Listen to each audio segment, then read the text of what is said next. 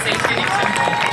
Greaves has provided commentary on social issues in numerous media appearances, including MSNBC, NPR, and CNN, Time Magazine, Rolling Stone, and has spoken on the topics of Satanism, secularism, the Satanic Temple at universities throughout the United States. Lucien, Arkansas, welcome to you.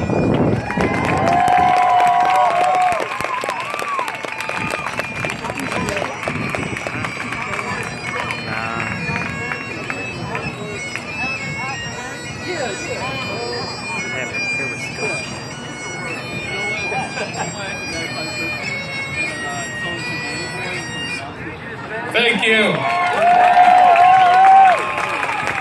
I feel I have to comment on the comic relief of these flabby old men who fashion themselves a master race. They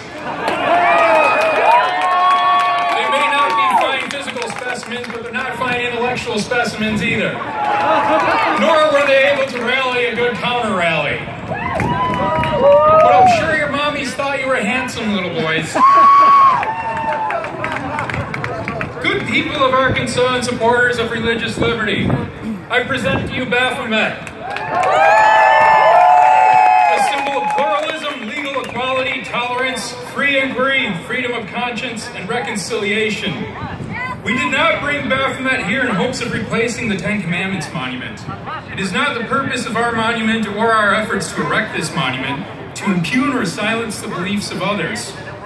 Despite what you have probably heard, the truth is the Satanic Temple never asked for the Ten Commandments monument to be taken down, nor do we ask that Baphomet be erected to the exclusion of any other monuments of religious significance.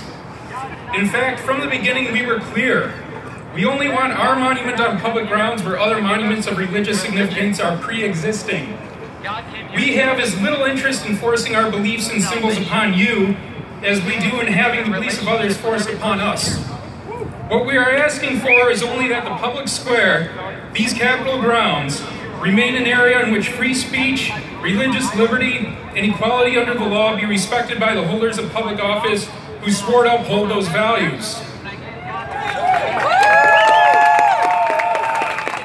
This is not a protest against the Ten Commandments. This is not a protest of Satanists against Christians. This is not a protest of secularists against believers. This is a rally for reason in the face of prejudice, progress in the face of decline, liberty in the face of rising theocracy, and toleration in the face of infantile tribalisms. This is an opportunity for us to stand together, whatever our differences amongst ourselves, and stand up for the principles that allow for a free exchange of ideas and the free exercise of religious convictions.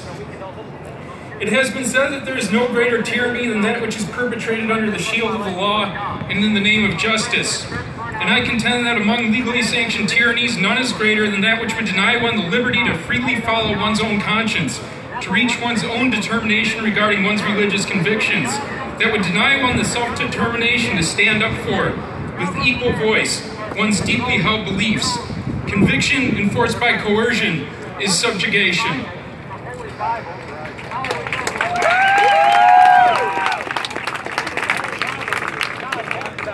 It has also been said that when tyranny comes to America, it will be wrapped in the flag and carrying a cross. This is because the tyrant knows that through fear he can manipulate a people away from their principles, so long as he appropriates the proper symbols, repeats the appropriate sound bites, and claims to represent a purer form of the values he manipulates, deforms, and ultimately inverts. Today's theocrat won't tell you he demands your subjugation. He'll redefine subjugation as freedom. Religious freedom as a license to discriminate against those who live different lives or simply don't share the same beliefs. Other viewpoints, regardless of their content, become redefined as an attack upon the sanctioned viewpoint. Senator Rapert will tell you that our monument is an attack upon Christianity. But then Senator Rapert also once described a gay pride parade as one of the most offensive displays against Christians in an attempt to intimidate people who believe in the Word of God. These are not the words of a man with the maturity of mind to act with the sense of detached jurisprudence befitting of a public office holder.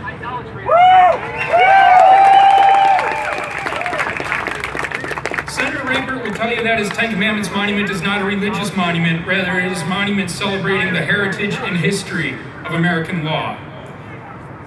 If he were to make this claim in earnest, it would indicate that he is as unqualified to hold the title of minister as he is to hold the office of senator.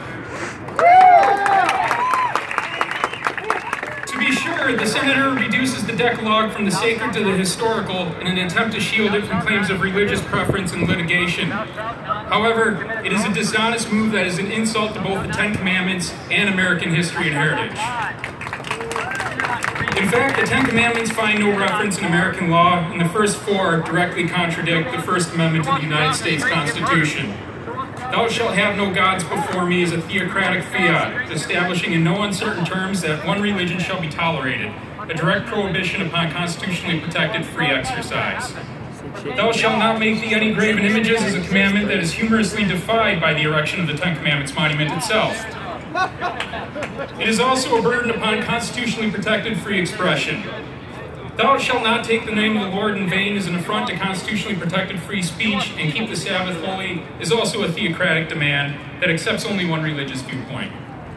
The rest of the commandments, where they are common law, are neither unique nor original to the Decalogue, and many non-believers or practitioners of non-Abrahamic faiths might take exception to a crime like murder being placed in equal magnitude with blaspheming or failing to recognize a supposedly holy day.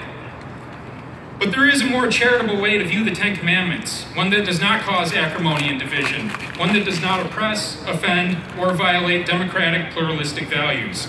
And that is by seeing these divine regulations as by and for the practitioners of their faith alone.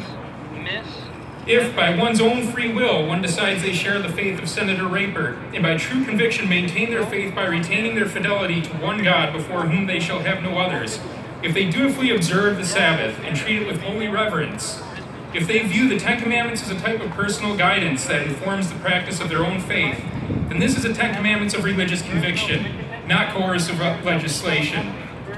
To those of us for whom the Ten Commandments hold no spiritual significance, their exclusive endorsement by the government, their placement in public display on public grounds, is nothing short of a state-sponsored declaration of our second-class status, an unconstitutional violation of our religious freedom, and an assault upon our guarantee of free exercise. Senator Rapert opposes religious liberty.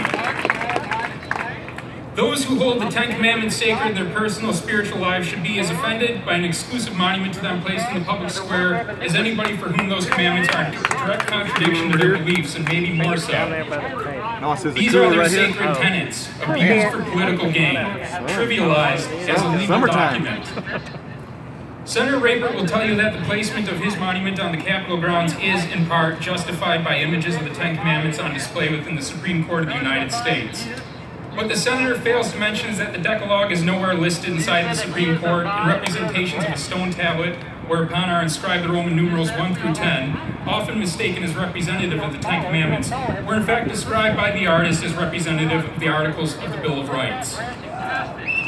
Where Moses is represented within the court, he is depicted alongside many great lawgivers of history, including Hammurabi, Napoleon, Confucius, and Muhammad, to name but a few. Nor is Moses central among them. It is in the spirit of pluralism and government viewpoint neutrality that above the steps of the Supreme Court the words equal justice under law are boldly displayed. In fact, the Supreme Court has consistently upheld that where religious public expressions are allowed for some, it must be allowed for all.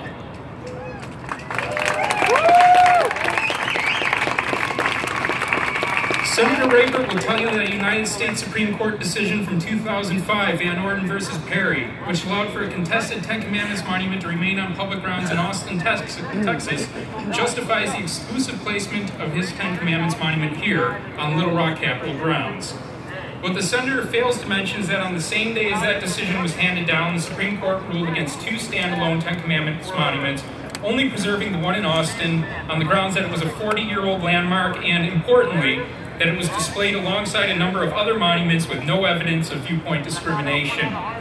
In denying other monuments of religious significance in Little Rock, the state can no longer claim Van Orden versus Perry as justification for the Ten Commandments monument, and in fact, the precedent supports our claim that the state is obligated to accept Baphomet at the Capitol grounds.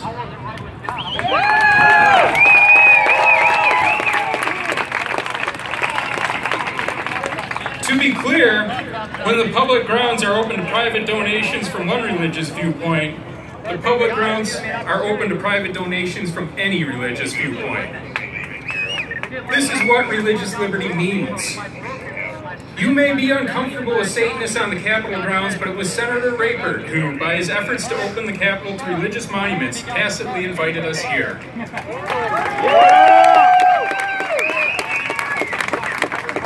To be clear, the Ten Commandments monuments standing on the Capitol grounds to the exclusion of other privately donated monuments of religious significance is illegal. According to the Arkansas State Constitution, no preference shall ever be given by law to any religious establishment, denomination, or mode of worship above any other. The binary elements of the Baphomet, the animal and the human, the gesture above, the gesture below, pentagrams both inverted and upright, all signifies that which is embodied in the central caduceus, reconciliation and negotiation. Baphomet, on the same grounds as the Ten Commandments, does not represent a conflict, but a resolution. Baphomet would legalize the Ten Commandments and uphold First Amendment principles. A failure to accept Baphomet will surely result in a legal ruling demanding the Ten Commandments monument be taken down.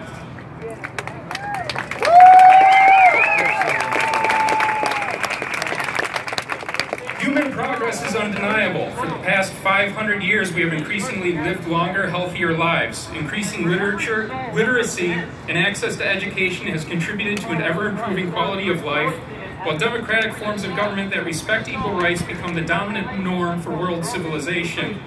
War-related deaths are at an all-time historic low, while scientific progress eradicates maladies that once held us in their mercy and finds ways to overcome the scourge of famine. However, the oppressive shackles of superstition still hold fast to a significant number of minds, and from fear they fight hard against the progress of the centuries, desperately reaching backward for a time in which so little was known, but answers seem far clearer. Theocrats like Senator Rayford, and by their spineless failure to check Rayford's unconstitutional behavior, the majority of the Arkansas government as well, would see us return to Dark Age feudalism where autocrats would demand fealty and tolerance for alternative views would be viewed as collusion with enemies of the state. But the progress of civilization won't be stopped, and once better ways are seen and accepted, they cannot be unseen and forgotten, even as we must fight against attempted roadblocks placed in our path. The progress of humanity and the rights revolutions are clear, but we need to stand up now if we wish to see this progress fully realized in our lifetimes.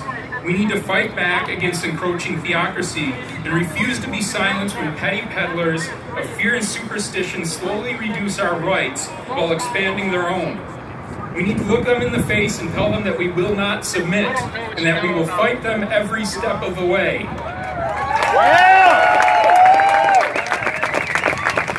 We represent Enlightenment values, universal values of tolerance, scientific inquiry, and personal autonomy. These are human values. If would-be theocrats are to oppose these values with hostility, while we as Satanists are sworn to uphold them, and as these values continue to win the day and define civilized ethics, the Christianity created by theocrats in opposition to humanity will breed revolt and will swell the ranks of Satanists worldwide in unity for a new enlightenment. If Christianity abandons liberal democracy, it will have forfeited the future to Satan. To which I say, Hail Satan.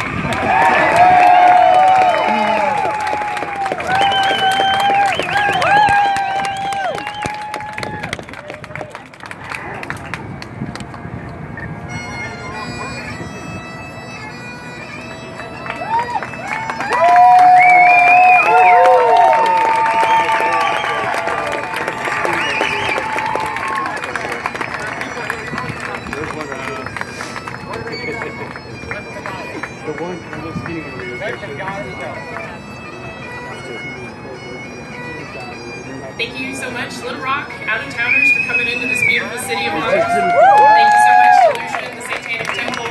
Thank you to all of our speakers today. You are absolutely fabulous. Make sure everybody's getting enough water. If you're wanting to stick around and figure out how you can help out, we are going to do a cleanup effort. Make sure we left everything better than we found it. So we're going to have an after party tonight at Vito's, 7 o'clock. There'll be live music. Us lovely folks, come join us, eat some pizza. Thank you guys.